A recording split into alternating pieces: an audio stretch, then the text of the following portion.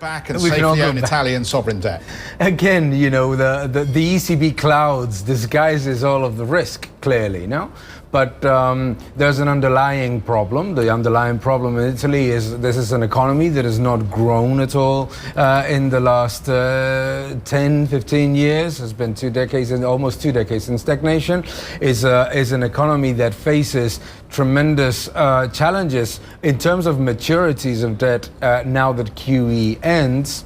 And at the same time, the new populist government, which puts together two extreme parties that had very little in common until they got together, is looking to spend a lot more, while at the same time talking of possible exits from the euro, etc. So very, very challenging environment. What we're seeing right now is that because the ECB continues to support, yields are coming down, equity markets are recovering, but the story is far from over, and I would definitely not be overweight Italy into 2019 at all. Daniel, it's been quite a week for investors watching geopolitics, central banks and now trade.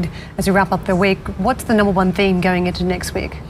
Into next week, I think the OPEC meeting is an important one because a lot of what has been driving the equity markets and risk on appetite has been the perception of inflation. Just on that then, what could be the scenario? We've got 30 seconds, 20 seconds. What's the scenario that could actually really hurt the markets? The one that could really hurt the market is if OPEC decided to maintain the current agreement, because and we saw an increase in oil prices that could start to really hurt the economy. We're far from there, but a manipulated price Daniel, is the risk. Got to leave there. And didn't even have the pleasure of speaking to you about Spain in the World Cup. Have they still got a team, or have they sent them home as well? I don't know what's going to happen. Just the manager, perhaps. Daniel Lacalle, Chief Economist, Treasury Gestion, thank you very much indeed. That's it for us. Ralph Gines will be on the programme on Monday.